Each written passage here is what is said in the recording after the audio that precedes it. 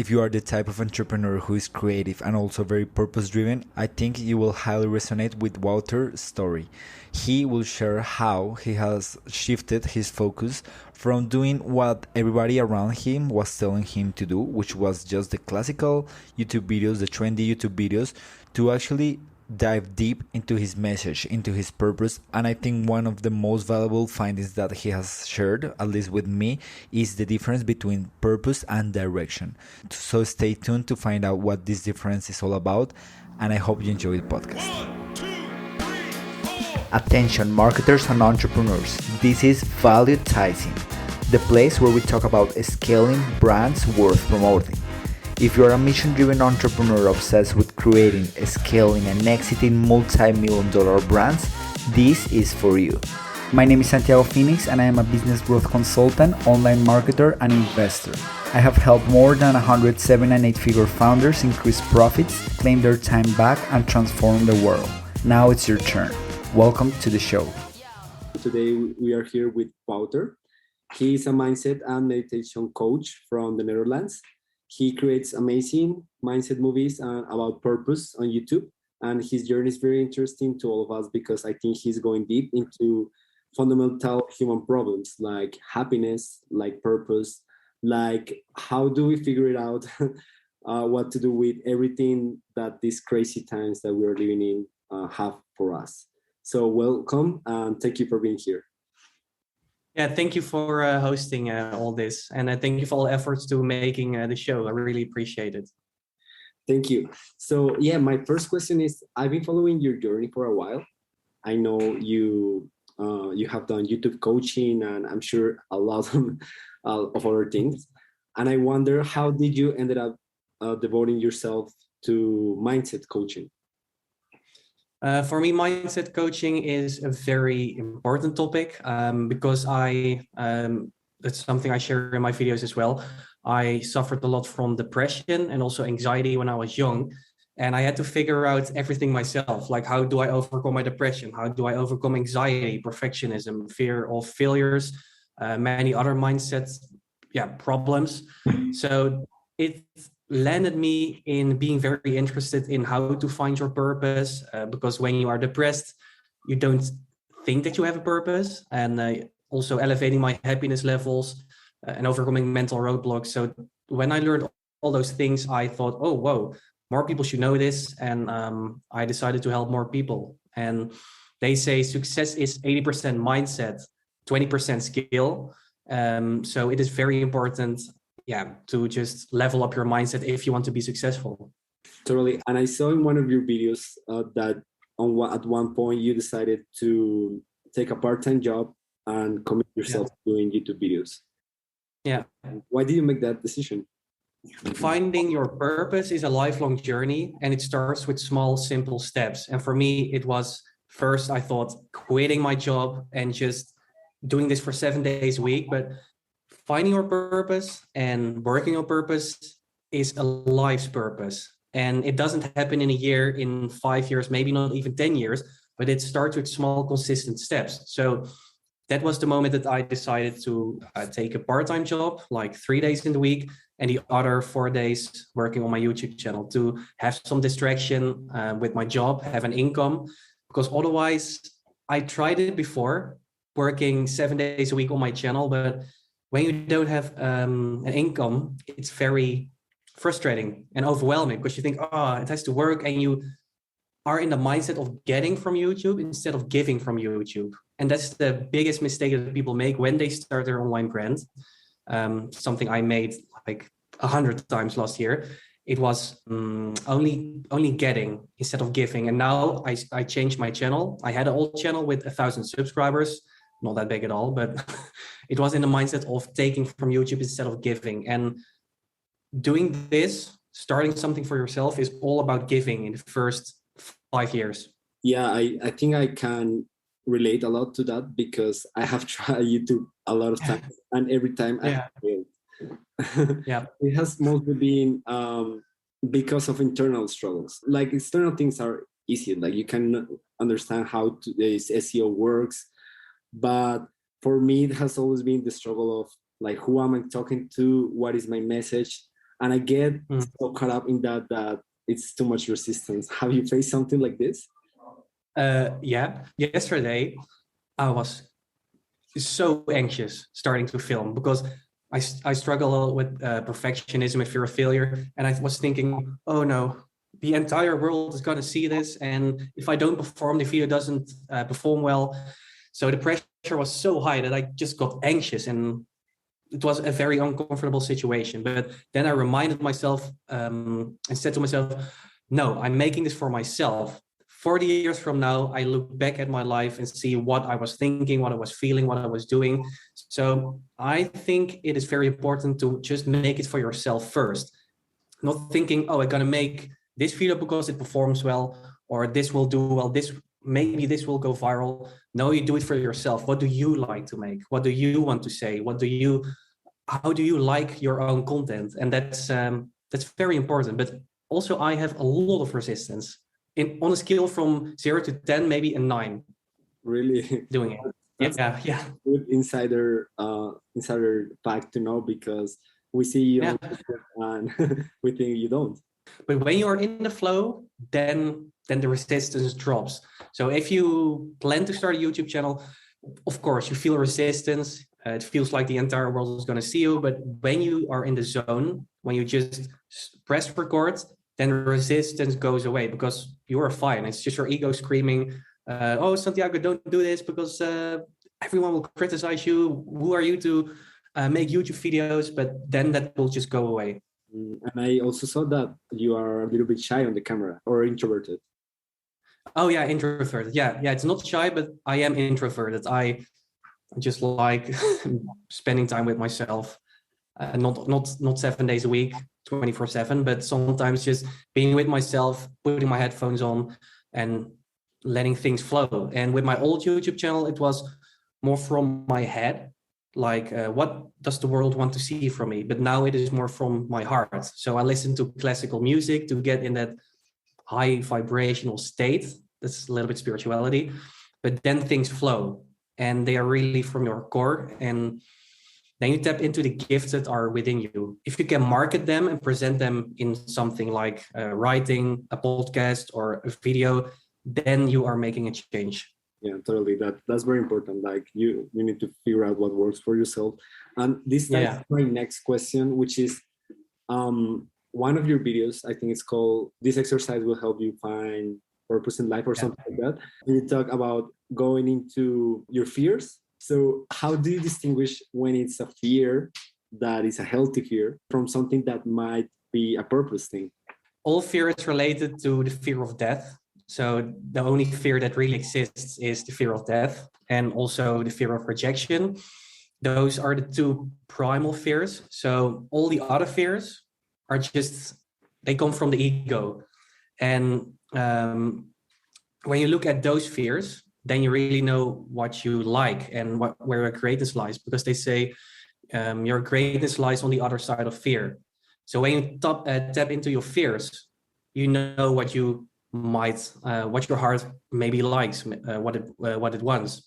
And for me, it is public speaking. I'm very scared of public speaking, but I know that is the path I have to take if I want to share my message. Here is your greatness, and it is public speaking, but there is a barrier, there is a fear, and you try to overcome it by a podcast. And for me, it is YouTube. But I know that if I do this, I will get confident. And when you do a podcast, you will get more confident and step towards more public speaking. So looking at your fears is a great way to finding your purpose.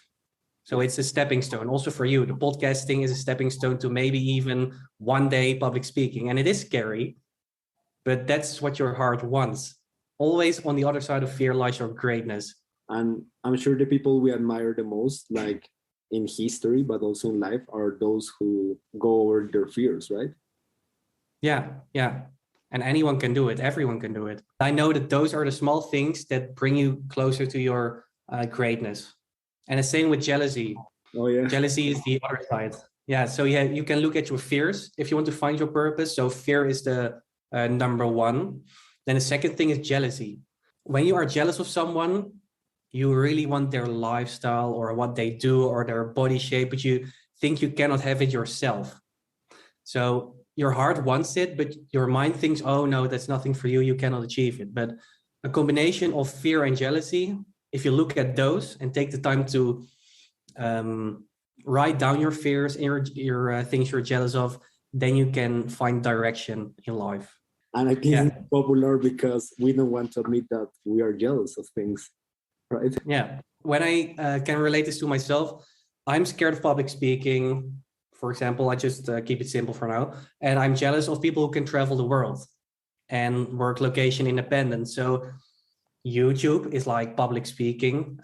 But what I really want to grow towards too is doing something with an online business. So for me, it was clear, having an online business, traveling the world, starting a YouTube channel. So I only found those clues because it is always about clues, not answers. When I looked at my fears and my things I'm jealous of. And actually, I want to ask you this because, of course, you are from Netherlands, so you know Van Gogh. Yeah. And of course. I know about his life, and I know how he rejected to commercialize his art because he really just wanted to do it from his heart. But nowadays, of course, most of us need money. So how do you deal with this, like maybe pressure? So I don't know if it's a pressure from society to make every passion a business. It's just asking yourself, do you want your passion to become a business? And sometimes you don't want it, because I am, for example, passionate about photography, like portrait photography, but I don't want it to be a business. What I do want to be a business is coaching people about mindset, about purpose, about emotion. That's what I want my job to be like. So I cannot tell you how to differentiate between it, but whatever feels right. And it's a very vague answer, but you know deep down inside what you want to make a business of and what you don't want to make a business of.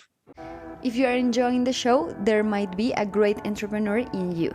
Learn how to grow your business without overwhelm by applying to our Scaling Simplified program. It will help you detect the handful of activities that truly move the needle for your business and then give you the tools to quickly elevate your revenue and impact. Go to www.phoenixgrowth.org and fill out the application form to see if we can help you grow. Okay. And how do you see yourself in the next 3 years? What are the plans for you as a creator or coach? So my fear was public speaking. So I think I have to become more comfortable with public speaking, making more videos. So my first target is 100 videos about purpose, emotion, mindset. I have very cool videos coming up, like this Saturday, can you achieve your 2022 goals in 7 days? Also a short video about anxiety, about depression, about the law of attraction.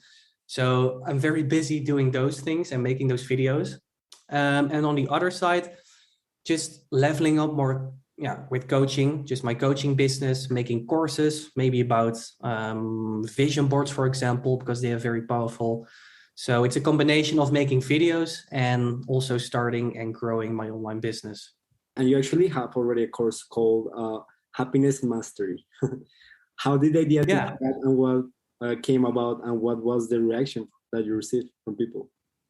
Well, I created that course accidentally. When did I create it? 2019, I think.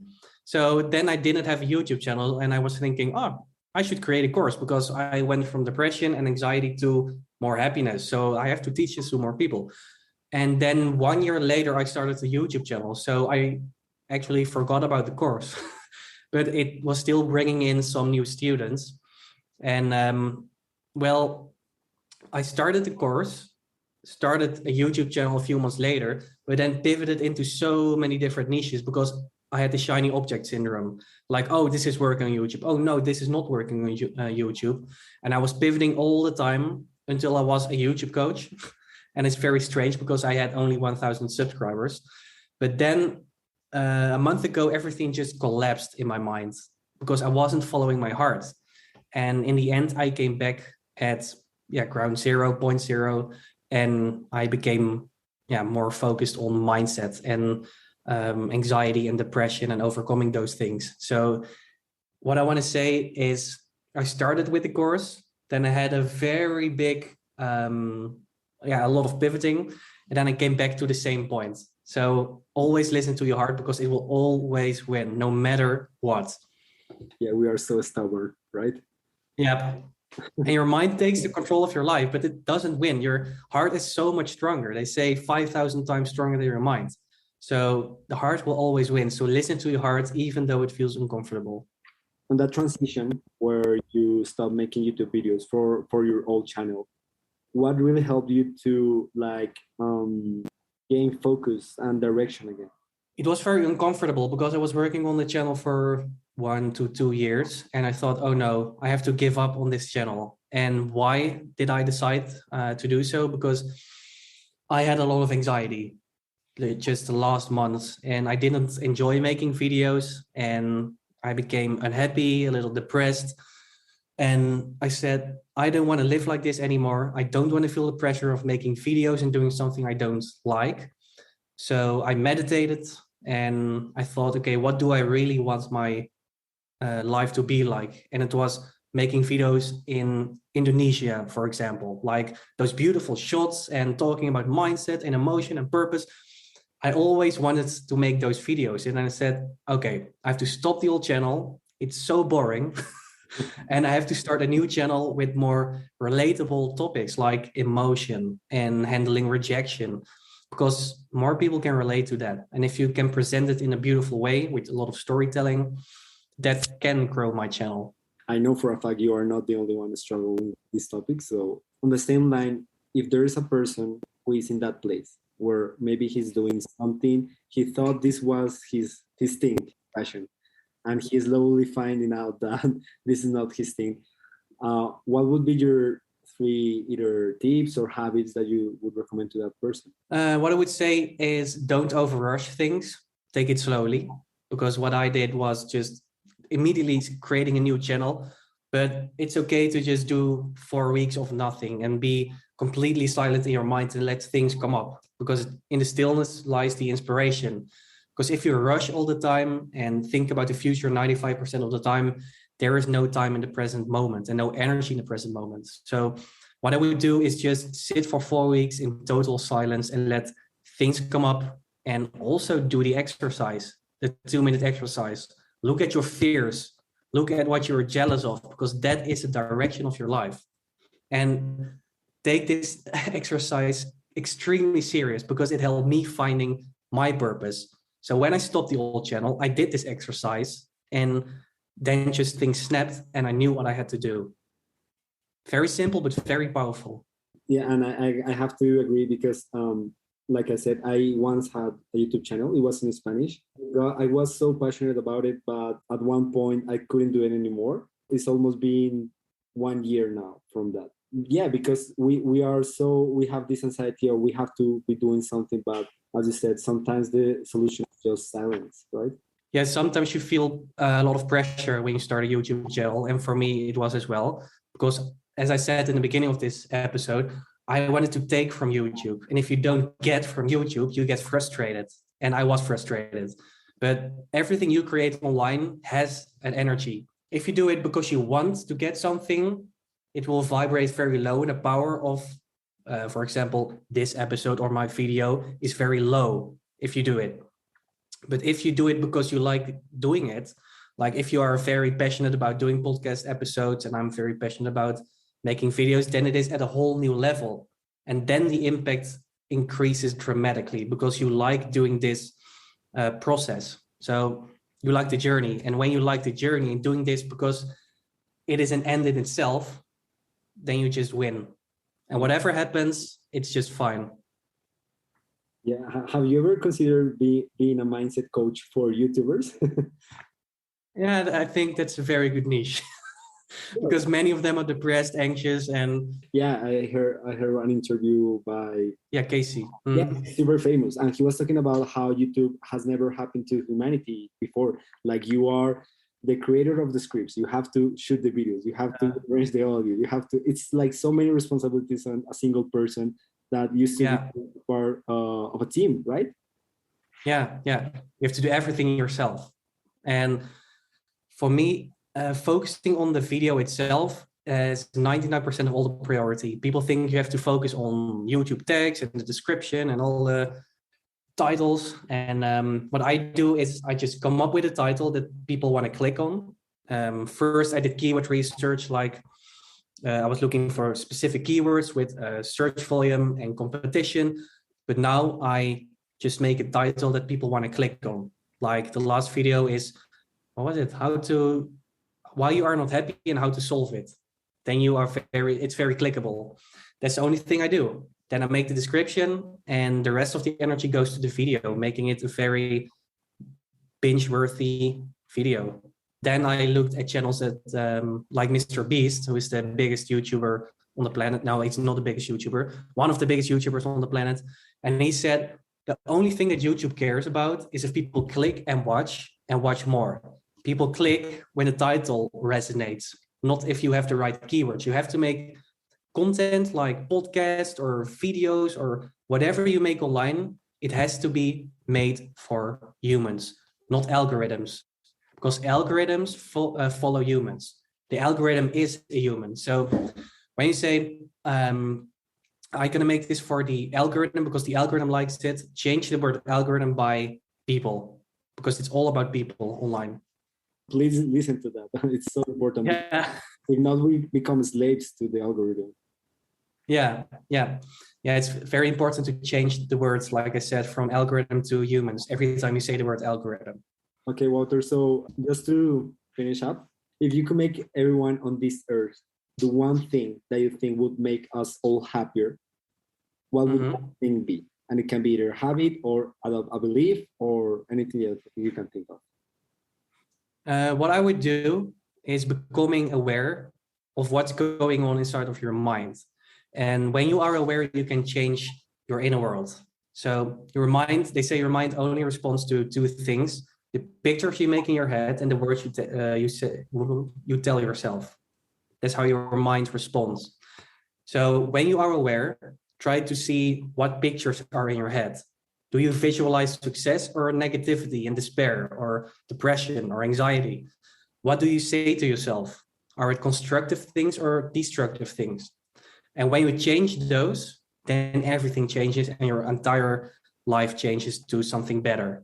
So that's the thing I think helped me most with going from anxiety and depression to being generally happy. So in my depression and anxiety phases of life, I said to myself, oh, you're a failure. Oh, you cannot do this. Oh, I'm anxious.